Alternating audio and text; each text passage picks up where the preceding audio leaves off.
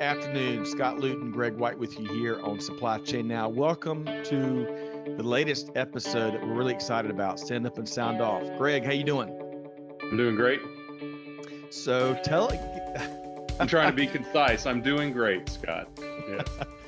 Oh, I know that's a struggle for you and I both. Yeah. But let's talk about what we're here to talk about today with our two featured guests.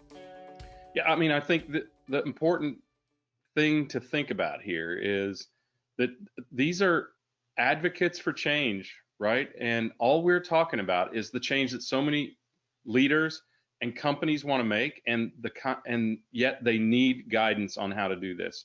Perspectives need revision, action needs to be initiated and catalyzed, and I think that's exactly the reason that we're here. And who better to do it than the people I'm going to let you introduce so that I don't spoil your fun.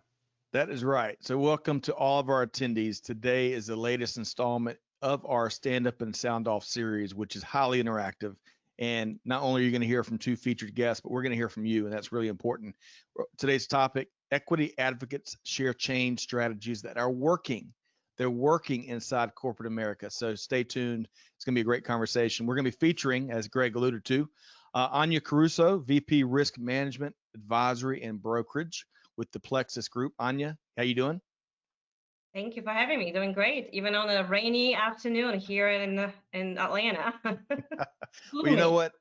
Y'all's POV is going to shine right through. So we'll save that rainy concern for another day. But great to have you here, Anya. So excited about that. And of course, the reigning champion of appearances here on Supply Chain Now, Elba Pereira Gallagher, Director of Finance with UPS and founder CEO of Show Me 50. Elba, good afternoon. Hey, good afternoon, everybody. Great to be here. Great to have you here. So again, audience, stay tuned. Highly interactive. We're going to incorporate your comments and questions and insights as much as we are Anya's and Elba's, and excited about the whole conversation. Greg, in 2 minutes time, let's do some housekeeping. Are you buckled up? Let's do it. Yep. So of course, if you enjoy our webinar today, check out our podcast wherever you get your podcasts from, and subscribe so you don't miss conversations just like this. All of our attendees are going to be on mute. However, we've got 3 segments. That's going to be kind of an open mic, and you can either submit your comments and questions via the chat toolbar, or if you've got a good mic and you're connected to the internet, you can click on raise your hand and we'll recognize you and allow you to pose your comments verbally. We had that work really well last time, Elba, if you remember. But Yes. It's all about if you've got a good steady connection and a good mic, so keep that in mind. Get your kids off of Fortnite. That will give you a lot more bandwidth and make your mic better. That is right. We got to add that to the official housekeeping That's list. right. Finally, a recording of this is going to be available to you in the next few days for folks that registered. It'll be found on the Supply Chain Now YouTube channel and you name it. So if you're down with the cold here today, don't worry, you'll have another opportunity to at least hear the discussion. All right, so Greg, where we like to start these conversations before we dive into the order of the day, let's get to know our guests a little better, right? Yeah, right. I mean, I can't believe that there could be anybody that knows us that doesn't also know Elba, but we do have some new folks here today. So Elba, aside from reigning champion, executive at UPS, and the leader of Show Me 50, you can include that, of course. Tell us a little bit about yourself. Well, my day job, as you mentioned, I work for UPS, and it's really exciting times. We have a woman CEO that started in June 1st, so that's pretty exciting because there's so few women CEOs across the S&P 500. I've had a great opportunity to travel the world and really enjoyed logistics, firsthand through its many, opportunities. And then I also founded Show Me 50. I'm passionate about increasing the opportunities for women in corporate America. And so I work hard to advocate for change and to really be the voice to encourage conversation. So yeah, and then I'm married and I have a dog, Missy, a rescue dog, and I love growing roses. So I have a lot of roses in my garden. So You do. We could use some guidance at home about that. Yeah, I mean, and the goal of Show Me 50 is 50% of women in executive leadership, right? In senior level positions, yeah. Right. So think director and above Yeah. level. Yeah. Fantastic. Thank you for anyone, again, who didn't know you. All right. So I just learned a little something about Anya, and that one very important thing is that we both speak German with a Polish accent.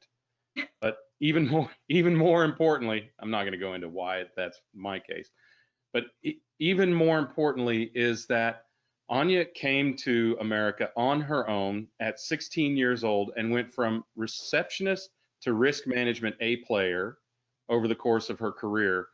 And it is, as you know, as we've kind of talked about, it's kind of the display of the American dream. And well, anyway, Anya, I'm going to let you tell people a little bit more about yourself, but let's start with that. Yeah, so you're right. So I was born and raised in Poland and came to the States in '96. Seems like a long time ago, and it's interesting to think that I've been living in America longer than I've been lived in the country where I was born.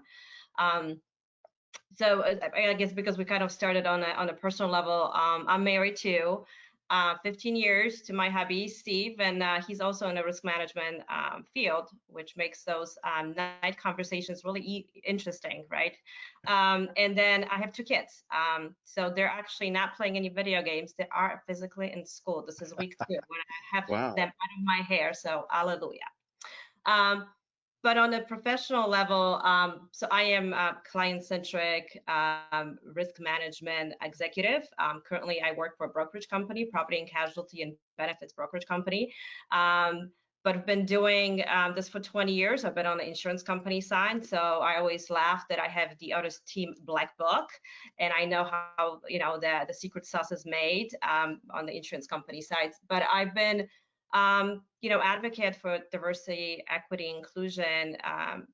I call it before it was popular, and I think Alba is the same. So I'm always excited to advocate for change for those underrepresented classes within my particular industry, but also on a global and across industry level. And handled fantastic to be on the supply chain podcast, because a lot of my clients in the past and currently are coming from manufacturing space. So obviously supply chain is near dear to my heart. So thank you for having me. Most definitely our pleasure. Anyone recommended by Elba gets high marks in our book. So That's right. Thanks for joining us. No All pressure. Right. Okay, great. So there's some specific things that we want to talk about, Elba, and some that you are best equipped, I think, to address. So can you tell us a little bit about this equity task force actions? Tell us a little bit about what you're seeing in your experience that's working. Give us some examples and maybe some tips or pointers for companies that care to make a change, right? Yeah. So, we've been in this year of tremendous conflict and change, right? It's been thrown at us. Hard to believe it's almost over.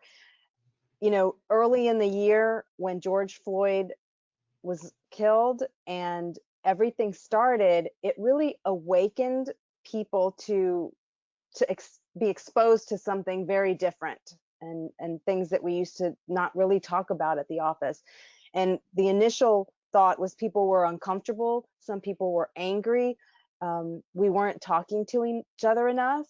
And I think what I've seen that's happened is we are having more difficult conversations, and it's forcing people to communicate. And I feel like if we would communicate more, we'd understand each other better, and a lot more can be accomplished. And so to start with, I think what's working is listening. So I would encourage all of us as individuals and companies, what I see working is having listening sessions, right? Where you are simply bringing people together, or individuals, just bring, one person and start a conversation and just listen. And, I'm going to give you a simple example, since my area of expertise is around gender. A lot of times the woman's experience in a corporation is different than a man's experience. And the same thing can be true clearly around race, ethnicity. So one thing a man can do in a leadership position is reach out to a woman, more junior person or peer level, and simply ask the question, Susan, how is your experience at this company different than a man's experience? And then just listen. You just listen. So the same thing would be true if you have a Black employee, a junior manager. You don't have to, you just ask and then just listen and say nothing. And so I think listening is important. In a more formal setting, you bring people together sort of in a focus group type setting, or what you would call a town hall, right? Mm-hmm. So have town hall meetings, and just like we're here on the screen, right? Have a Zoom meeting, a virtual meeting, invite as many diverse people, and just have a conversation, and don't be afraid. Don't be afraid of what's going to happen, and don't be afraid to say, I don't know, right? So I think the first thing is listening. So I'm curious what you all think about this concept. Do you ever sit back and say, hey, just listen and ask somebody? I know Scott, for sure, in our early days, I started Show Me 50. We were talking about, Anya, you said before it was, the thing to talk about, Right. diversity, equity, Cool. and inclusion. Yeah. I started Show Me 50 back in 2015 is when the website went live. And back then, people didn't even use the word gender at work, certainly in a very traditional corporate setting. And so Scott and I would joke around and talk, and he'd ask me questions that are like, well, how should I handle this? So yeah, what do you all think about sort of listening? I think that's job one, right? Seek first to understand, right, is so important. And you probably know, Elba, we've been involved in a lot of these type of discussions on our network and on others. Mm-hmm. And that's the thing that I think is really poignant about what you just said is talk to a person, right? Learn about their experience, right? Mm-hmm. When you just said listen, it just kind of struck me as that is the most important thing to do. I think how you ask the question too is important, because in some of these discussions I've had, and with one of your previous coworkers who's now retired, Tandria Bellamy, one of the things that she said was, don't ask me to speak for all Black people or for all women. Ask me about my situation, which is an important distinction. You said that. Ask them about their experience, right? Not what do Black people think, or what do white people think, or what do women think, right? That's a great point, Greg. Yep, that's awesome. So the second thing I would say besides listening is another action that you can take is volunteerism around the group you're trying to understand. Yeah. So, like I said, if you're going to listen, well, you got to go find people to understand and listen. So you can get two birds with one stone by going to a minority organization to volunteer. So you could reach out to the chambers of commerce, for example, the U.S. Black Chamber of Commerce, Hispanic Chamber of Commerce. Any chamber of commerce can link you to organizations, both for profit and not for profit, that you might be able to help. And that way you begin to have conversation with people who are different than you. Another thing that is really working, especially for organizations who spend money, where you buy your supplies from, supplier diversity is a great way. That's an equity action. Just, do you even know of even a small organization, right? Where do you buy your supplies from? Find out who owns those businesses that you're buying from, and can you expand your pool of who you buy from to include others who may not be in your window of people or organizations you work with. So there's three things, right? Volunteerism, listening, and looking at your supplier spend of your own organization. Well, you just make great friends with Kevin L. Jackson, who is a huge advocate for supplier diversity. So that's a great point. So Anya, tell us a little bit about what you've experienced, or your thoughts on maybe some of what Elba has shared. Yes. So I love that you started out with listening, because I think a lot of people forget that active listening is a form of communication, right? People always think like, I gotta communicate, I gotta, that's where the dialogue happens. Yeah, the dialogue has a place in it, but active listening has its power. And, the experience are so different. And because there's so many, obviously, also levels of diversity, right? You it could be disability, right? Disability is a form of diversity as well. People forget about it.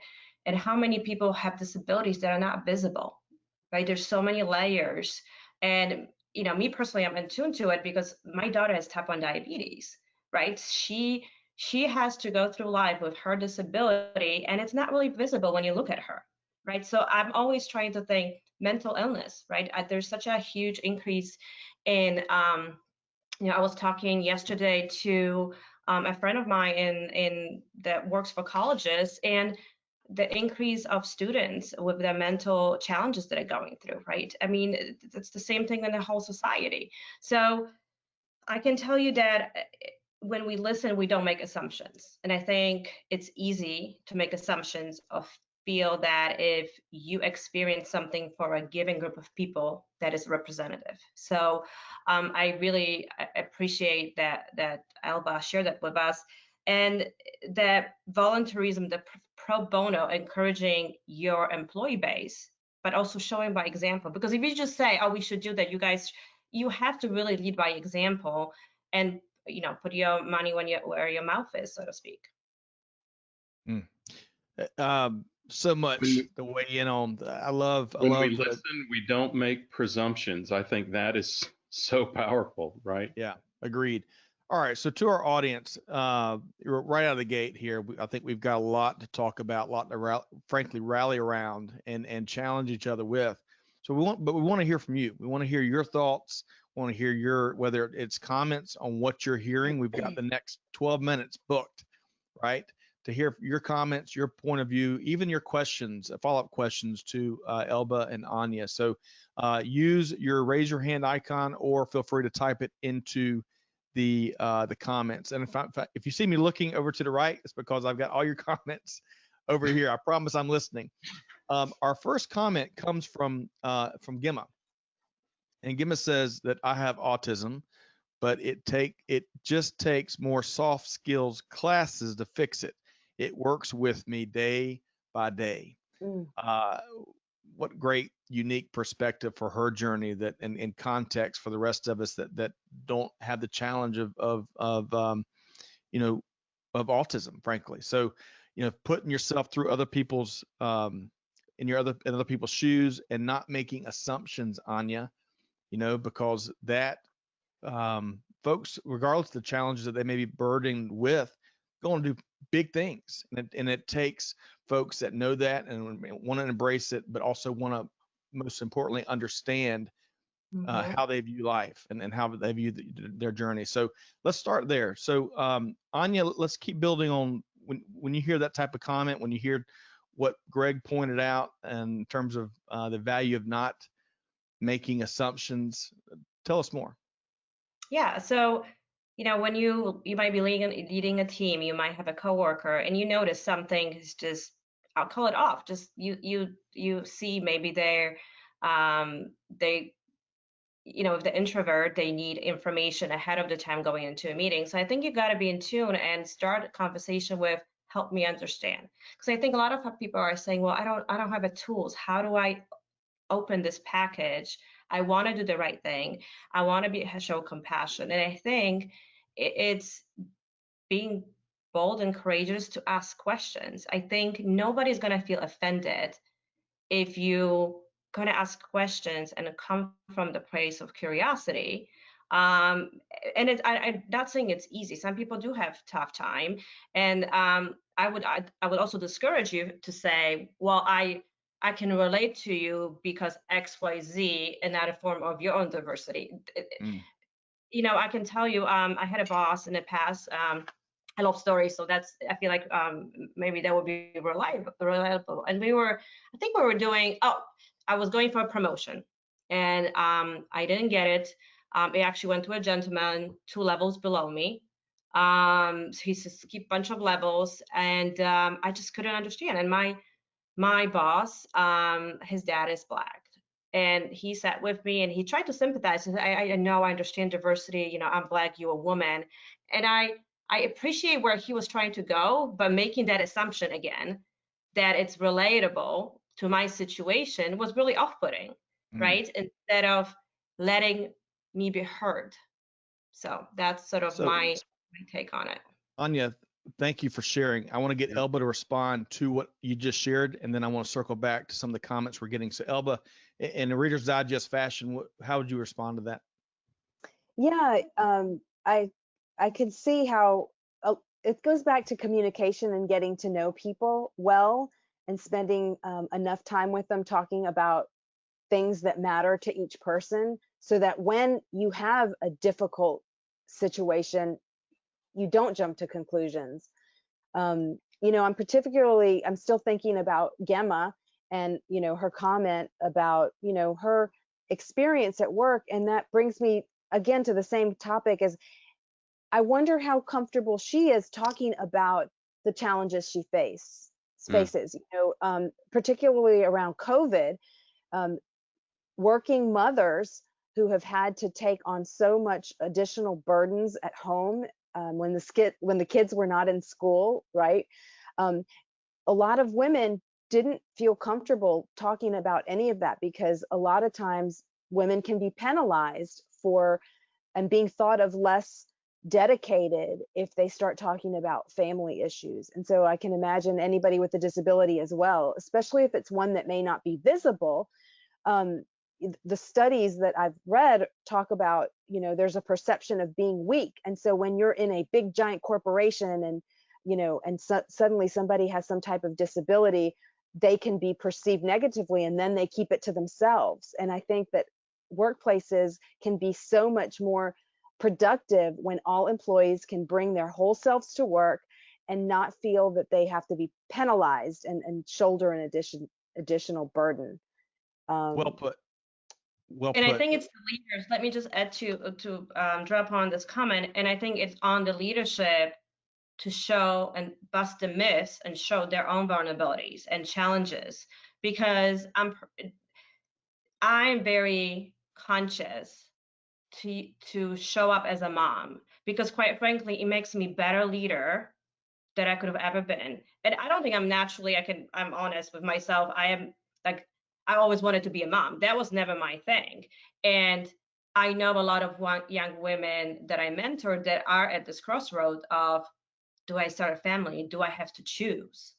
And Mhm. that's why I'm very intentional that I talk about my daughter, that I talk about my son, that I talk about like, that is a big part of who I am. And if so, you know, at some point, you also got to understand that not everybody in the world will like you, respect you, honor you. Yep. And I love So, that, Anya. You do such a service to all people, right? Because working fathers also, they have um, assumptions against them, right? Oh, he's taking too much, you know, time off to go be with his kids. And so when we create cultures where you talk about these things and you can do both, you know, it's not just one or the other, then you encourage your employees to do the same and have a more whole life, and they're giving you more at work. yep. All right. So I've got to get to, I hate to shift gears here, but this is the Stand Up and Sound Off platform, and we're trying to serve a variety of voices here. And we've got a lot of interest in what Elba and Anya have been sharing. So I want to start with a follow-up comment from Gemma. I have a lack of EQ, but once you become the listener of people that are struggling with the same problem you are, it'll help you know that we are not alone, and then it'll make you feel that you're not alone. So, Gemma, I appreciate your view on your journey. So thanks so much for sharing with us. Keith Duckworth follows up with, just as there are nuances to Maslow's hierarchy of needs, there are minute nuances of people's perception of the world due to their own individual experiences. Thanks for sharing that, Keith. And then I want to share one more before I pose a question to Elba and Anya here. Amanda says, listening to understand and not to respond, react, or defend seems so simple, but it's so important. Great point there, Amanda. All right, want to switch over to questions, and we're going to start here with Jenny. And let's start with you, Elba. Elba mentioned focus groups. My company is in the process of planning diversity and inclusion focused focus group in conjunction with the D&I survey we just released. Any tips or best practices on how to conduct them? Did you have separate focus groups based on race, gender, age, etc.? Elba? So what I've seen is focus groups of mixed groups, right? I think the idea of having focus groups of the same people is another great idea. But I think if we're going for speed and sort of getting uncomfortable and beginning to become more comfortable with being uncomfortable, I think the mixed groups work well. I think that you just have to be patient, and again, back to listening, let people talk, maybe set some ground rules up front to talk about clearly treating people with respect and making sure that everyone has an opportunity to speak. You might also, some people are not comfortable speaking, so having this ability to do the chat function in these video applications is very helpful as well, because people can just write their thoughts. Also, another tool that I've seen work very well is if you have an email address where people will be able to send emails to that address. Again, not necessarily being anonymous, but at least being not, right on the screen. So I think that helps with focus groups. And then I think the number one tip I can give you is you must share the output. So let's say you have a focus meeting and, is an hour, somebody should be taking notes, and then make sure that you are transparent and that you share, a summary of all the comments with the entire focus group, the broader organization, and then what are you going to do about it? So I think follow-up is key. After that focus group is done, send the follow-up items and then maintain a list of the actions that you're taking. Outstanding. Thank you for the question, Jenny. Thanks for the response, Elba. Yeah. I want to circle around. Aaron says, and Aaron's been a part of live streams, Greg, Aaron Smetek. I feel like the best qualified person should get the promotion. Gender, color, or disability should not hold sway, and bosses/leaders should clear those misconceptions. All right. Thank you for that, Aaron. I want to pose this question to you, Anya. This comes from Sophia and Greg. Sophia, supply chain ambassador. She's incredibly talented. And after I pose this to Anya, Greg, I want you to comment on kind of what we've heard in this first segment. So Anya, Sophia asks, what are some practical tips to promote a better attitude towards gender biased behavior from your boss? How can we start the conversation without making your boss feel that you are victimizing yourself? It's a really good question. And again, right, it's like the knee-jerk reaction where you want to communicate, someone takes offense, they don't listen. So some organizations, depending how, I don't know what organization you work for, but some organizations do have employee resource groups that will focus. So I work for companies where they have a women employee resource group. They have a lot of, tools. But I think, you see, I always go back to honesty. I think when you are honest and preface saying, I'm not trying to offend you, I would like to communicate, I respect you. It's almost like you want a sandwich. You need to give them, that your boss, some props and say, but some certain things that either you said or I'm seeing are not landing well. And I would like to learn a little bit more behind, what's behind it. So again, it goes back to the dialogue. And I totally agree that it could be uncomfortable. None of those conversations are comfortable. But, me personally, I took the stand that because I have the professional courage or assertiveness, you can say it. I use professional courage because it sounds better. You're sometimes going to take some chances that maybe it will not benefit you, but it might benefit somebody else that comes along. So I always think about it that whatever action I'm taking, that is trying to move the needle forward, I might not be the beneficiary. It could be my daughter or my son down the road. I really don't know, but it's almost, there's just so many of those conversations that need to take place to move the needle that it will require, an army to do it. I like that, Anya. I like the how that kind of insulates the conversation from being viewed as it's you're victimizing yourself. So I really appreciate that, and you're advocating Mm-hmm. for others that come after you, which is so important, or others that are right there in the trenches with you. So I love that. Greg, really quick, and then we're going to get back to Keith Duckworth, who has his hand raised as we wrap up this segment. Greg, what stands out to you?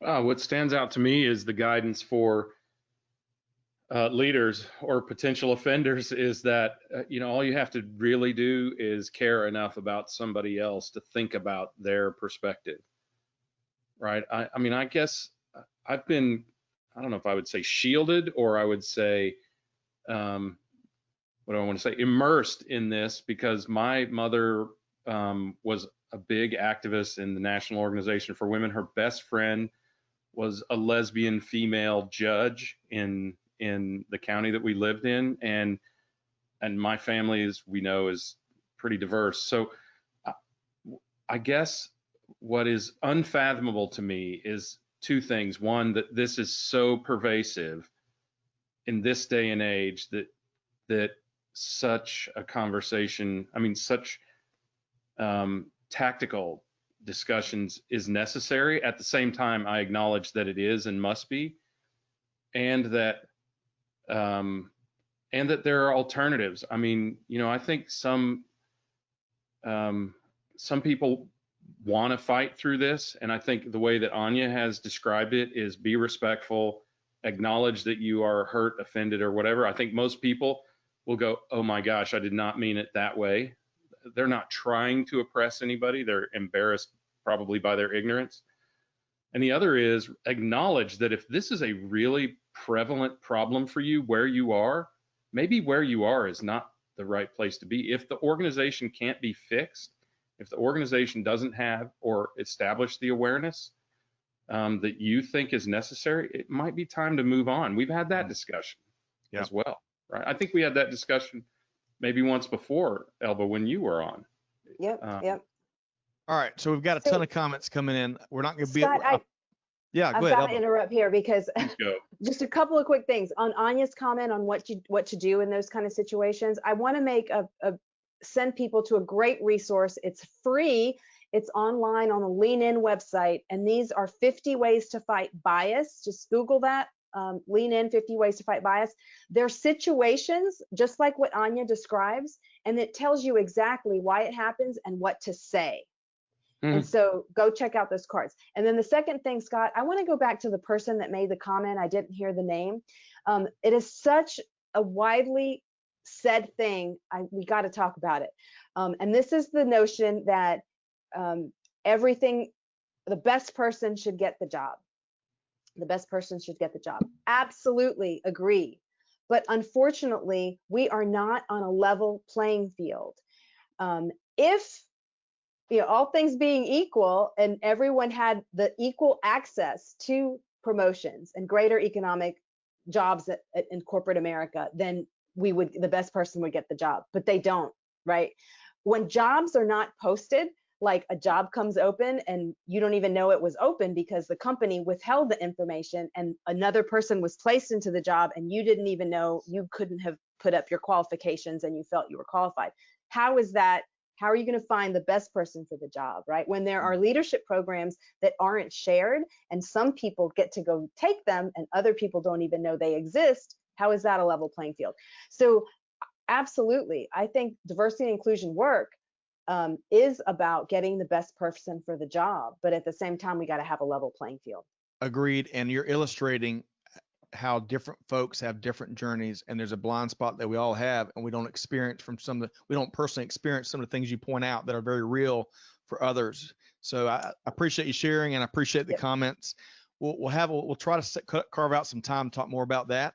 I want to, as we wrap up this first segment, I want to give Keith has been waiting very patiently, and Keith, we're going to take your self-muted, Keith. So 2020, we've heard that in every conversation. So Keith, if you can unmute your mic. All right, let's try it one more time. So Keith, let's see if you can unmute your mic, and then we're going to give you 30 seconds. All right. All right, we're going to have to circle back. So we're going to keep driving. So Keith, sorry about that. Murphy's Law is alive and well with these, even in 2020 when it comes to technology. All right, so we're going to move right into the second topic. And folks, we'd love to carve out a week and dive into so much that's already come up just on the front end of this stand up and sound off session. But we're going to go through a variety of topics here today over the next hour. All right, so next topic, Anya.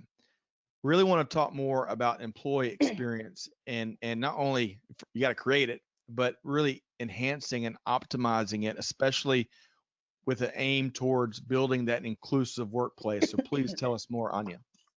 Yeah, so the employee experience, I think we all have heard the customer experience, right? There's such a push for customer experience with every company, rightly so. And but I think there's such a correlation between the employee having the right experience, working for an organization that stands for the things they believe in, and the impact on the customer experience, right? Because I think I want us to connect the dots to a business case, right?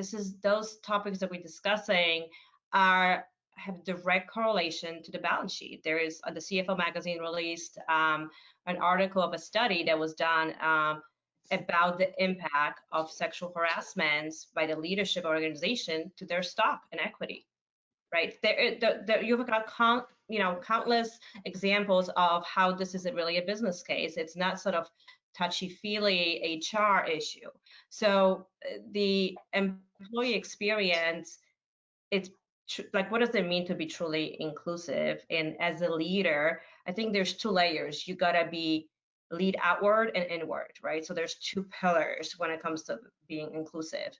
So as a leader, you gotta hold others accountable around you. And I think accountability when we talk about inclusivity has a huge stake, because you have to have a commitment and an action. It has to go hand in hand. There's a lot of companies that come up with great visions and mission statements, and that just kind of disappears because there's no accountability. It's all words, right, Anya? It's all words. Absolutely.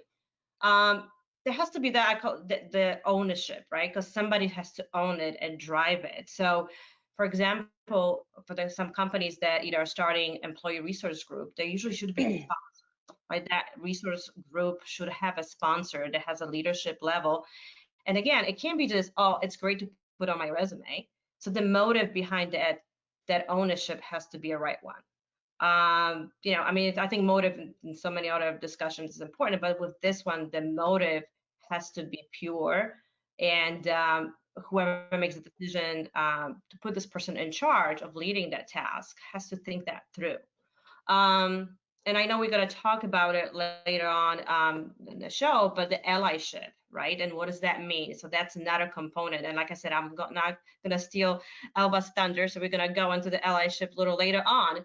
And then the other pillar of leading inward, is how you as a person, as a leader. And again, let me also do a sidebar. Leadership doesn't necessarily come with a title.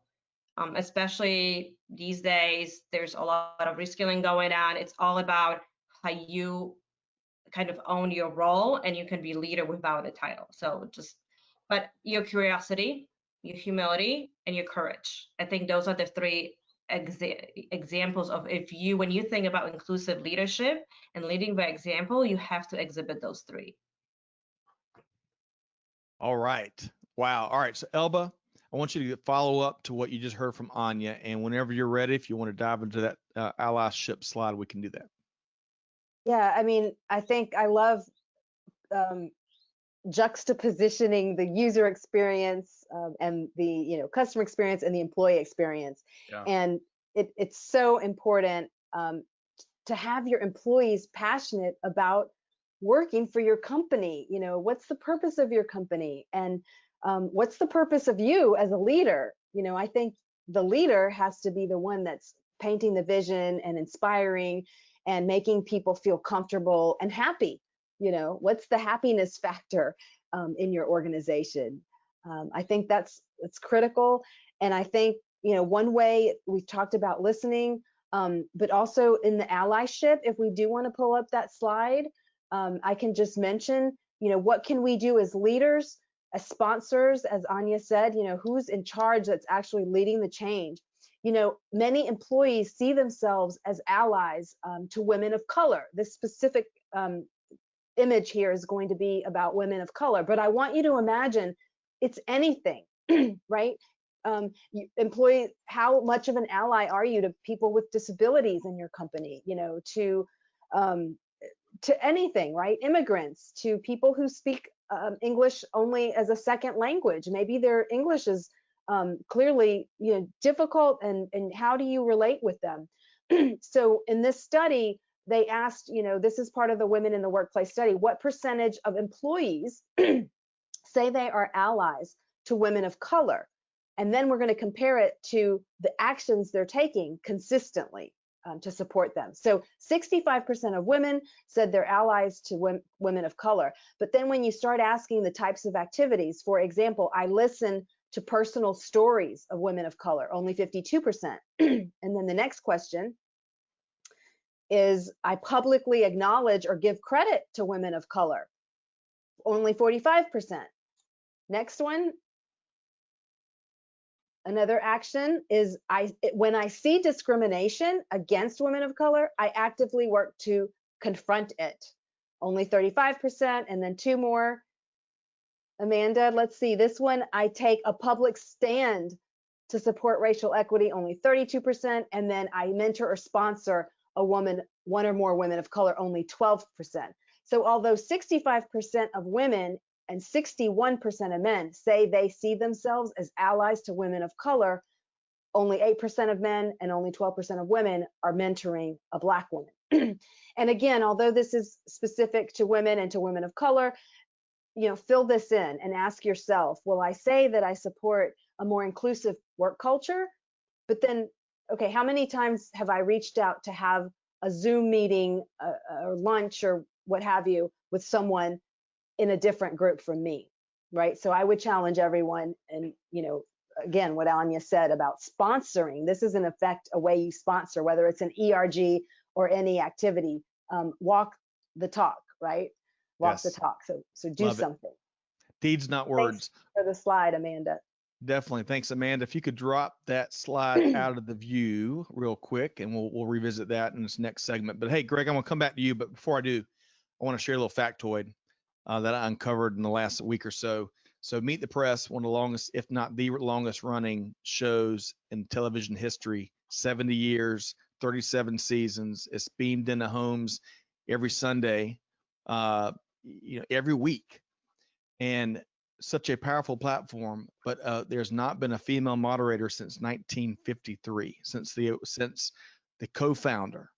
And that is such a missed opportunity, because we hear a ton about, see it, be it, right? And the importance of visualizing and seeing others that are really achieving. And, I had that was in my blind spot. And the power of that huge missed opportunity in our homes every week for folks that might really motivate and really encourage. So I want to put that out there, because I think there's countless examples of that, but we're blind to them just because of where we are in our journey. So Greg, I want to get your take on what you heard from Elba and Anya before we turn it back over to the audience. Well, I'm not sure what show Cokie Roberts was on, but that's what I watched. So, there are alternatives, right? Again, to go back to our prior point, if somebody is not doing the right thing, choose somebody else, right? It's not universal. I guess I thought Cokie Roberts was on Meet the Press. I don't even know what show it was, but it was one of those Sunday morning shows. Yeah, I'm a politics geek. Since I was a kid, right? I think she was on the ABC version or whatever. Yeah, okay, that's right. But look, to the earlier points, I think I keep coming back to this. I find a lot of parallels in the way businesses do business generally. If the company is a shaming environment, believe me, I have felt guilty, and I'm not equivocating here. I'm just saying that I see a lot of parallels here because I have felt guilty about leaving to pick my kids up from school. And if they can make me feel guilty, just imagine what kind of environment that might be for a person of color or a woman or someone with a disability or something like that. Those are just bad places to work. And I think at some point you have to acknowledge that you work at a bad place. And there are alternatives out there. I mean, I have worked at so many good companies, so many companies that they don't even, I don't know, I want to make sure I word this carefully. It's not that they try hard to have an equal even just attempt equal footing, right? It's that they care enough to do it. They care enough. It's not trying hard. It's who they are. It's who that leader is. It's the culture that they've instilled in that company. And I think if you're a salmon swimming upstream in a company that doesn't have a culture that nurtures people regardless of who they are, that's a real problem. Let me just add, if I may, because again, the company might not have diversity inclusion task force, but it might be so much in their DNA that they exhibit that value and trust an employee and do the right thing. Yeah. I think that we have to make that distinction between because a company has ERGs or because they have employee resource group or they have diversity inclusion officer. That really doesn't sell for much. And to your point, I mean, the company I currently work for, we're a privately held company, and I always work for big corporations.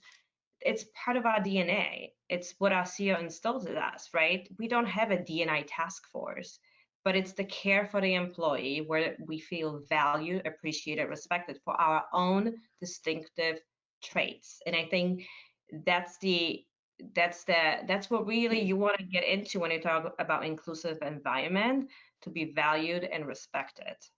Well, and to Elba's prior point, that's essential. We're not, and Scott, you affirmed this, right?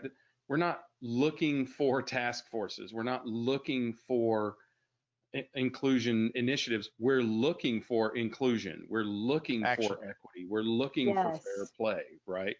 If that's what it takes to get you there, then your company there, then do it. But ultimately, I think it has to convert to your DNA. It has to convert to being part of the company's DNA in order for it to really take hold. Part of it. I mean, it's sort of like looking at my son who's in the kindergarten, right? And it's every kid plays with themselves. If some is hurt or has a disability, they're not being treated differently. I think it's the pureness. And again, there's no in kindergarten D&I initiative, but it happens naturally, right? There's no lens of bias of any kind. So let's hear from the audience. We've got some interesting comments and perhaps a few questions, and I'm going to try to get through each of these. So Mike Aver says, in my MBA program, we did multiple discussions on race and gender under a number of different issues, and we would break out into groups along racial and gender lines. Next, we would discuss in the comfort of others, similar in appearance, and finally we'd come back together and the moderator would talk about what was uncovered through the groups. This approach helped everyone's comfort level while discussing, and some of this is cut off, uncomfortable topics. So that's one approach to really driving and making sure that the dialogue and the conversations is happening, and hopefully some listening, going back to where we started all this, is taking place, and some empathy. Let's go to. And by the way, Scott, on that, what you just said, research shows that when you're in a group, if there's at least 3 people of the same kind, so to speak, then the 3 people are empowered to speak up. And so when it comes to gender on boards, we always say that it's the power of 3. If you can get 3 women on a board, then they are going to be more empowered to have all of their ideas surface, where whether you have 1 woman on the board, it's much harder because the person is trying to fit in, basically, right? Right. Yep. Yeah. Well put. What other questions are out there? So I want to share, going back to the best candidate discussion we had in the first segment. Yes. Jenny shares, but it's insulting when people oppose diversity hiring because of the best candidate argument, because in a way you're saying that the diversity candidates couldn't be the most qualified candidate, or when people say that by focusing on diverse hiring that you lower the standard of the position. She says she's heard that in the past. Not saying that the commenter said that, but this is what I've seen, and that's what she's experienced. So Yeah. good stuff there from Jenny. And again, it's about we all are on our own journey, and there's some common experiences that overlap, and then there's some very unique experiences that we all have, and that's why we've got to have these frank listening, intentional listening conversations, so that we can really attack the opportunity that's there and provide opportunities for all. Also, the resource you mentioned, Elba, we dropped that into the stream for everybody from Okay. leanin.org. Marie. So Marie is a senior level supply chain executive, and we enjoy her perspective.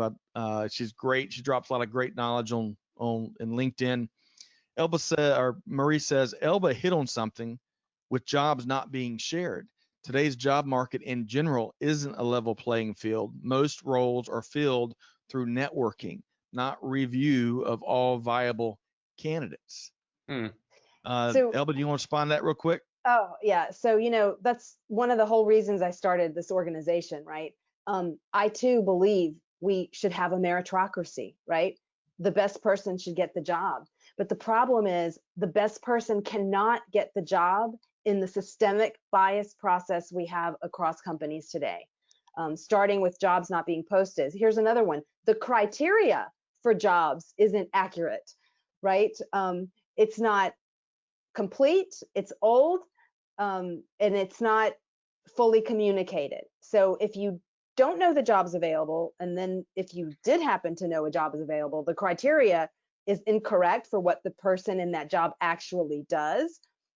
And then another one, when you interview, when the interviewers are not trained in bias, or worse, you leave the decision making for a position to one person, right? That is a formula for bias impacting the outcome, right? And it just goes on and on. So you've got to have structural change within companies' talent management systems. Yep. Well And put. I want to Go ahead, add, Anya, real quick. so a friend told me when I was on a journey between roles as an executive, and again, I was hitting the glass ceiling, and a friend told me, who is an executive search, works for executive search firm, that women are hired based on experience, men are hired based on potential. And at first I'm like, oh no. And then I've experienced it. And it was very interesting how it was basically all about mirroring. So if a hiring manager is a man, and you just look and feel differently, and it might be such an unconscious bias for them, and they would look and say, well, but you don't have this experience. And then I would find out they would hire someone who didn't have that experience, but they saw the potential because they saw them in this person. I'm so glad you That's shared right. that. Unconscious bias in general is something we should do a whole series around. Some folks, Greg, as we've seen in some of the responses to earlier conversations, they don't believe it. They think it's a Misnomer. Yeah. yeah, and I'm a big believer in it. I have personally, that's where I've, thanks to Elba and some of our conversations, that's where I've learned so much and really attacked my blind spot. So really look inward if you don't believe that's there. Really search yourself and do a personal assessment, because you can learn so much, and really your empathy skills will grow tremendously. So let's leave it there. I want to add, Greg, I know we want to move into the third segment. Let me share this from Keith, since we weren't able to get him connected earlier. Mm-hmm. Keith shares, are there not situations when you try to be all inclusive to all people and you end up excluding some people? Interesting. I always thought that when you try to please everyone, you please no one, or at least a few people are missed. It's a good challenge to have, include everyone, but it's something to be aware about. If that's from Keith, that's an interesting perspective there. All right. So Greg, let's keep driving into the third topic. Yeah, I think, this to me is one of the most poignant topics of all, and that is women in the leadership pipeline. And we talk about this frequently with you, Elba, but I think it's such a powerful topic. So give us some of your perspective, your thoughts, your experiences in having women in the leadership pipeline. Yeah. Well, I think Anya talked briefly about, shared a nugget about some research that shows that when women are in leadership positions, companies do better, right? So there's a whole business case around that. And with that, I want to mention this. I recently read some information about, we talk about diverse teams are better and that they produce innovation that's better than if you had a heterogeneous group, right, where everyone's the same. But I thought this was an interesting play in this research, which says this: when you are forced to work with a very diverse team, something happens to you that you have to think more, right? Let's say you're going to go present to a very diverse team of people totally different than what you're used to. You might go and do more reading. You might go research these people who are different from you.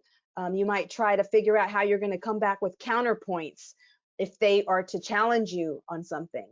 And even though the diverse group might have more conflict, it might be more uncomfortable, because you anticipate, it's this notion of anticipating that threat, that conflict, it forces you to go do more homework. And to be more prepared. And in that lies more innovation that can come from a group like that. So I thought that was real interesting, just sort of on talking about why you need people who are different. In this case, we're talking women, right? Yep. So yeah. So do we want to share, Elba, Yeah, the slide real let's quick? share the slide. So Greg, every year, McKinsey and Company and Lean In do a study on how many women are in the talent pipeline, starting from the entry level all the way to the C-suite. And for the entry level, think about, these are all managerial positions. So this is, entry level management positions. So not included in the entry level are hourly positions that aren't considered managerial positions. So the slide here tells you 2019 and 2020 by position. So if you go left to right, entry level, in 2019, there were 48% women. This year, 47% women. So 1% less. And by the way, this study was done before COVID. So it was as of December 31st, December 31st of 2019. So, they're releasing it in 2020. And as you go up the chain of total women, you can see manager goes from 47% this year to 38% this year. So you drop. Then you go to senior manager or director, 33%, VP 29, senior VP 28, and C-suite 21 in 2020. And you can see the change where the X's are shown is where we had decreases in the percent of women at that level. And the check marks, you can see we did make some increases over on the right at the SVP and C-suite of about a percentage point or 2 percentage points. But something else I want to point out is that you can see white women in the second band of the slide and women of color in the third band of the slide.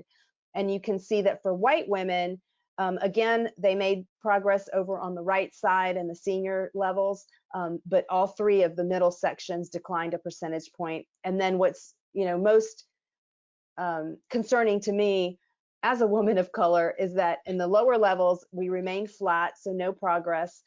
We declined at the VP level 1 percentage point, and then also declined at the C-suite. So for women of color, it was either flat or negative, right? And so it has been the trend for as long as they've done this survey. They're on year 6, but other companies and other organizations have done these kinds of surveys.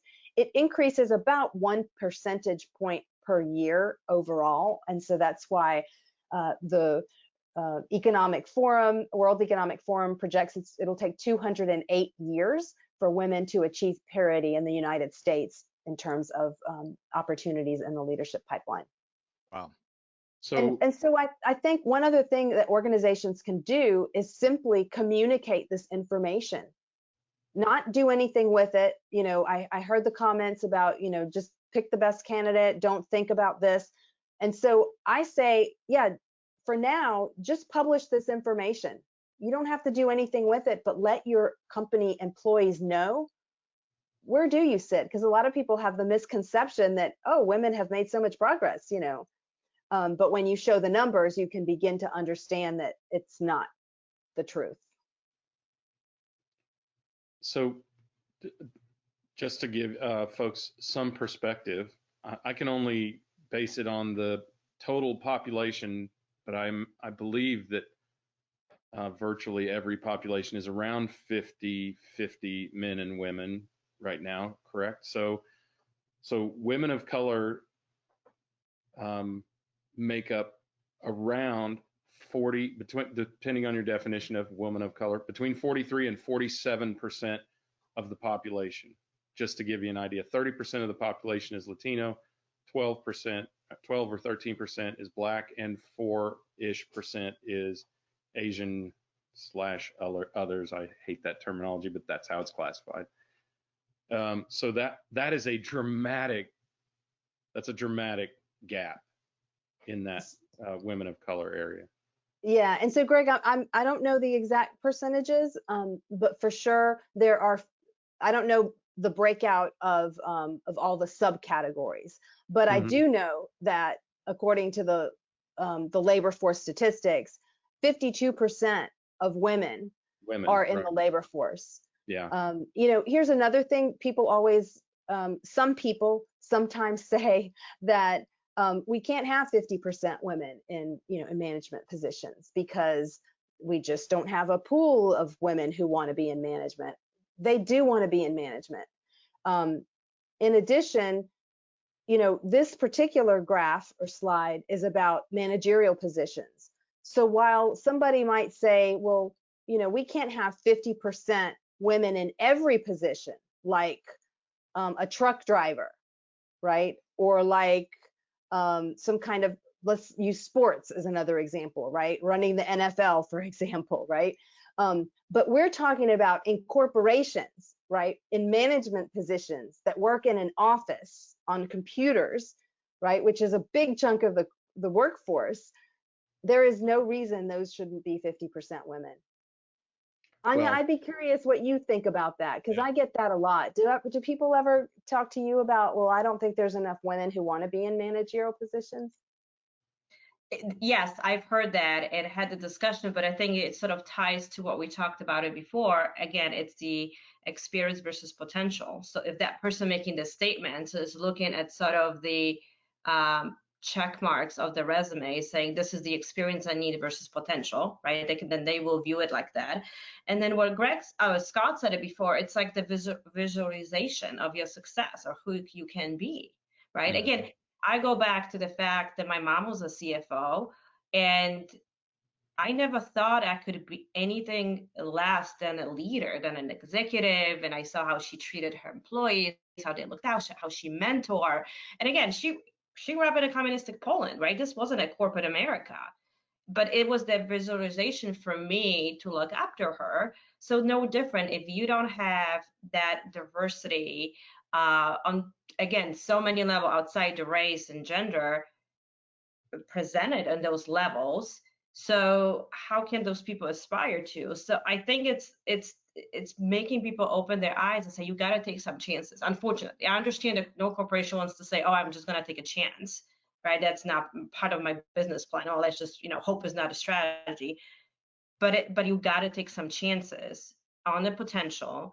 You got to, and then when you take the chance, you got to equip them with the right tools to make them succeed. Because people will bring in, and people will say, oh, look at our diverse hiring, or let's, focus on new interests. But what are you going to do? Or what are you doing with the people that you actually have that they're leaving on the back end? Yeah. Well, it's call it, you're talking about taking a chance. It's a calculated risk.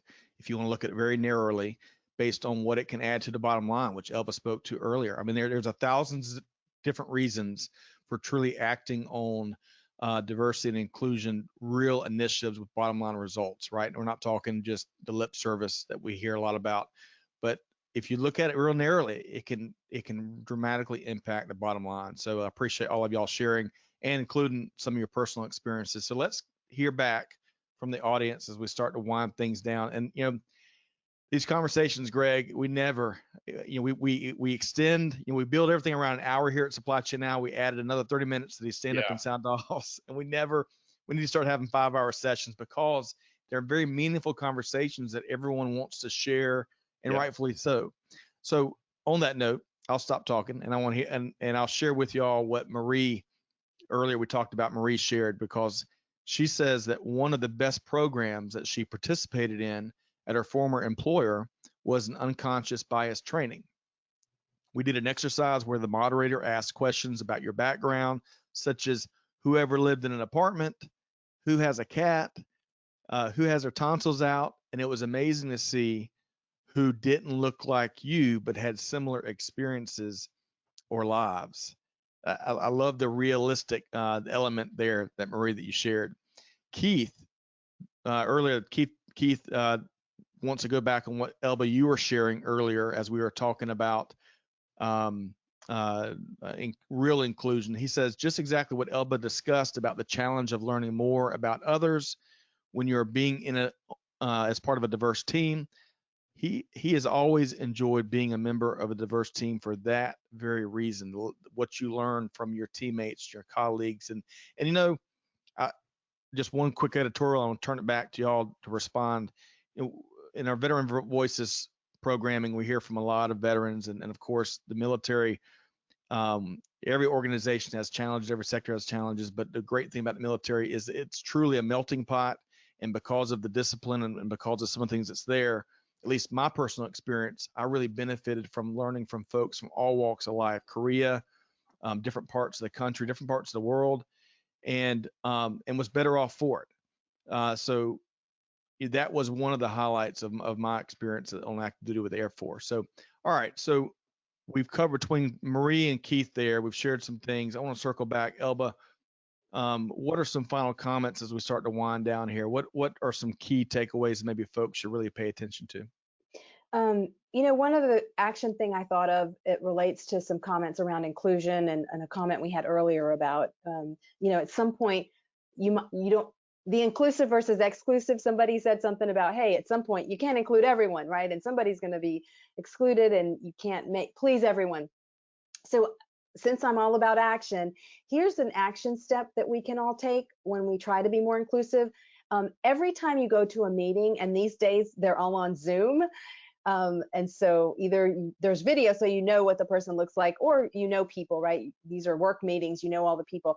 But take a mental note of who's in the meeting and their characteristics, right? Look at how many women are in the meeting, how many Black women are in the meeting. Especially for smaller meetings, ask yourself, what could I have done if the meeting is not diverse? Who is left out that I might have included that could bring a different perspective, that can develop, that I can invite? Maybe they're not the subject matter expert this moment, but could I have invited someone else that is different to bring in a different perspective to help them develop their potential? So that's an action tip that we can all take, is just to be aware of who's in the room, why, and what we could do to include someone else. And maybe you rotate including different people at different times. Love that. Hey, Shelley commented on, she says the only time women, and Anya, you were touching on this too, the only time women aren't interested in pursuing senior leadership positions is when there are already preset parameters within the environment or company. Again, this goes back to the misconceptions of what women can or cannot do. Thank you, Elba, for sharing the data. And she signs off there. So good stuff there. Great. Yep. All right. So let's move over to Anya as we start to wind things down, challenging the audience or challenging them to take action or sharing just some key takeaways. What would you share here, Anya? Yeah, so there's a saying that you will become the 5 people you surrounded yourself with. So I have this personal, I call it personal board of directors, friends, my tribe, people that I seek personal, professional advice from, and I try to make it intentionally, consciously very diverse. People that represent different industries, right? So you got to think across, try to be industry agnostic too. when you think about diversity, because every industry has its own layers and, might be skewed one way or the other. And just try to, when you network, push yourself outside the comfort zone that I think Alba discussed. It might be uncomfortable. You might feel like you have nothing in common, but if you just take a moment and have a dialogue, be honest, you'll be surprised, right? Again, going back to what someone shared about the training. So just push yourself outside the comfort zone, and be curious. Be curious. I like that. Along those lines, and Greg, I'm coming to you next, so you're always ready, but give you a heads up.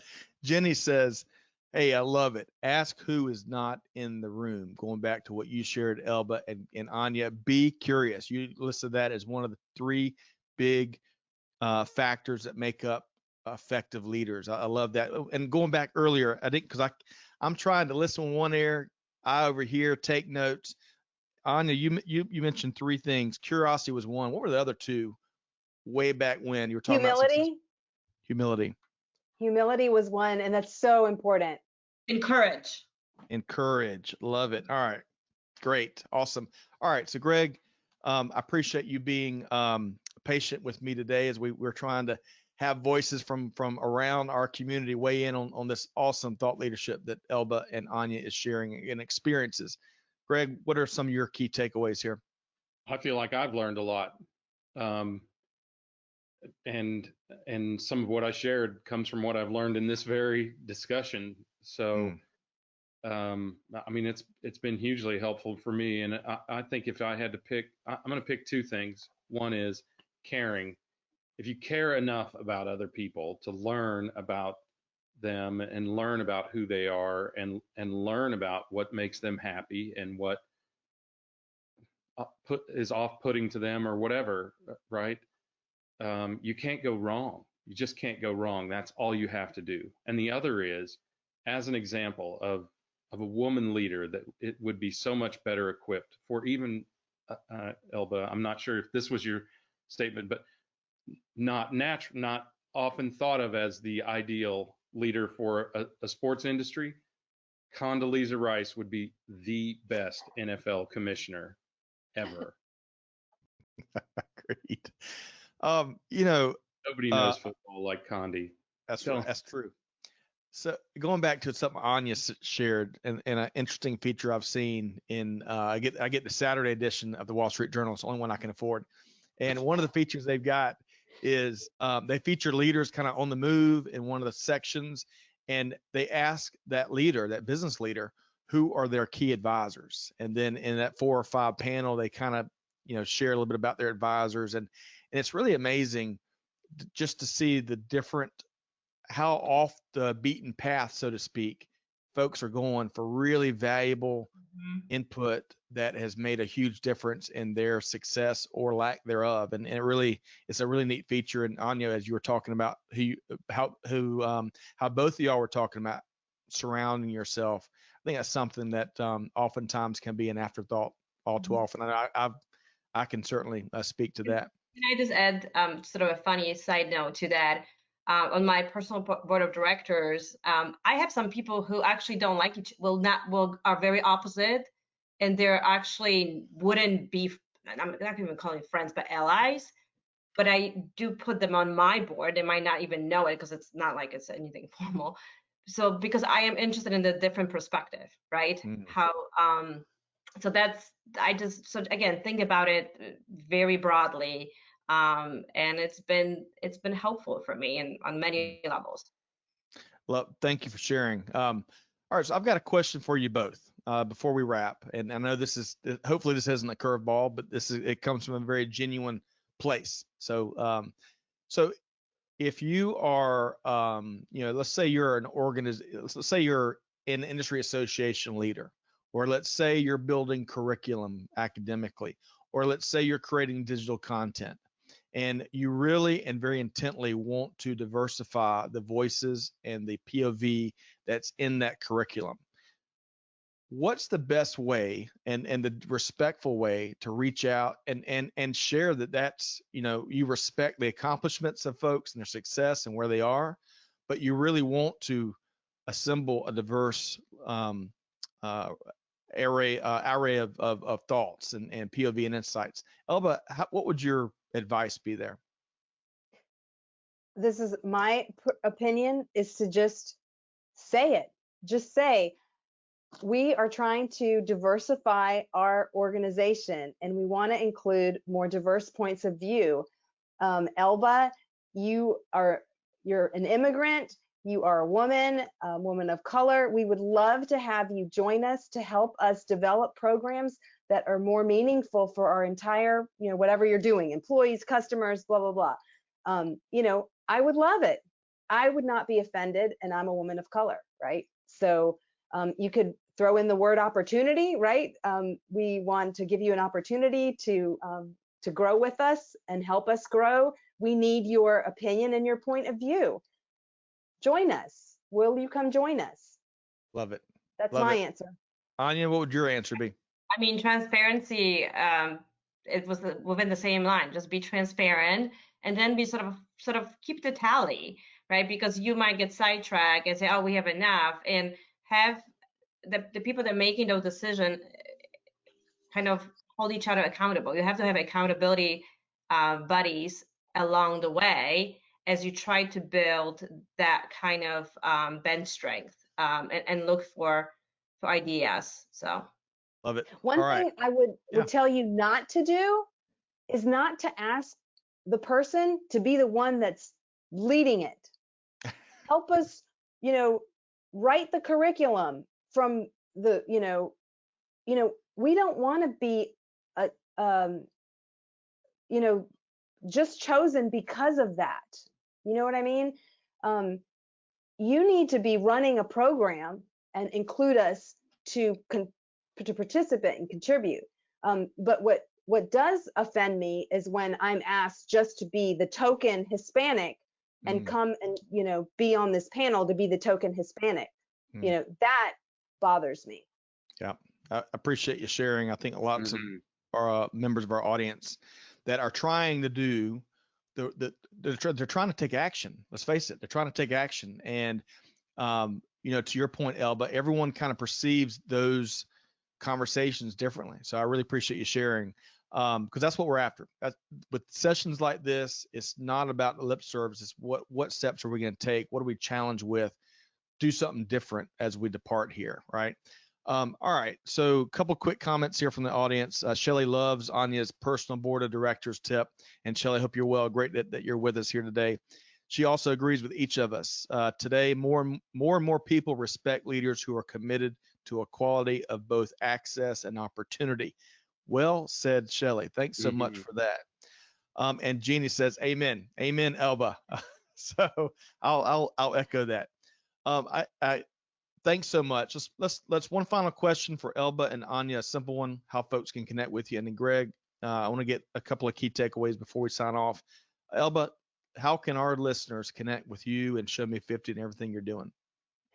You can email me at elba@showme50.org. Check out all our activities on our website, and would be glad to help you find scalable, low-cost solutions to bring inclusion tactics to your organization. Outstanding. And Anya, how can folks compare notes with you?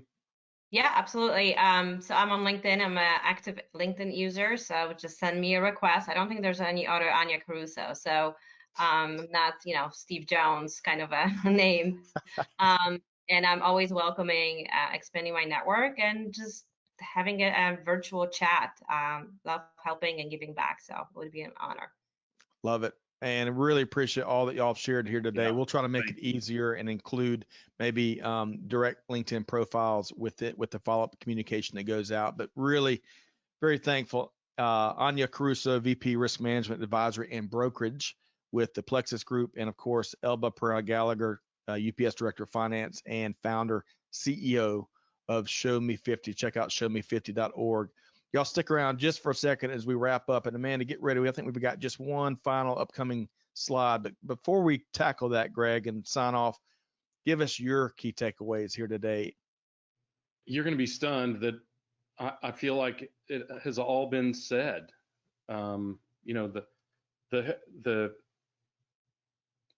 Look, the knowledge is not in us, right? The knowledge is in Anya and Elba, and I'm just glad they shared it with us. And it's encouraging, not just that they share things with us, but the spirit in which they share it, encouraging and helpful to actually help the people who can make the change. That, to me, that's the most important takeaway. Do something. Thank you. I echo that wholeheartedly. Whether you're going to be bold and jump in with both feet into a huge new direction, or if you're more comfortable making small little changes, incremental, we need it all, and we need folks that are willing to do just that. So, Greg, really appreciate you sharing. Elba and Anya, thanks so much. Hey, really quick to our audience, thanks so much for all of your comments. I tell you, when I see some of these, I really just want to park the car for a minute and dive right there for the next hour. But hey, we're trying to cover lots of ground and offer lots of perspective, because folks are, we all have different needs and different blind spots, and we're trying to offer as much thought leadership around that as possible. But hey, speaking of blind spots, I've got a big one when it comes to IoT. Our next webinar is Thursday, November 19th. We've got a pro. Beyond what Greg knows there, Bob Slevin with OpenText is going to fill in the gaps with how organizations are really and practically leveraging IoT and other technologies to get through a very challenging time in supply chain and otherwise. So y'all check that out. And then Amanda, one final slide. Of course, if you enjoy conversations just like this, hey, reach out and tell us. You can find a lot more at supplychainnow.com. But more importantly, we want to hear from you. We want to hear what you loved about today, where I messed up today, where we could have guided the conversation, whatever it is. We want to hear it. We want to empower the voice of supply chain. That's what our North Star is. And empower voices just like you heard here today from Anya and Elba that need and deserve to be heard because they are forces for good. So on that note, check us out, supplychainnow.com. Greg, outstanding having these opportunities to learn and get better and address our blind spots like today, right? Yes. Thank you very much, Elba, Anya. Really appreciate you bringing it. As Thank always. You. Have a good day, everybody. Thanks, everybody. So on that note, hey, challenge y'all like we challenge ourselves. Do good, give forward, but be the change. Be the change. Take action. Be like Elba and Anya. And with that said, we'll see you next time here on Supply Chain Now. Thanks, everybody.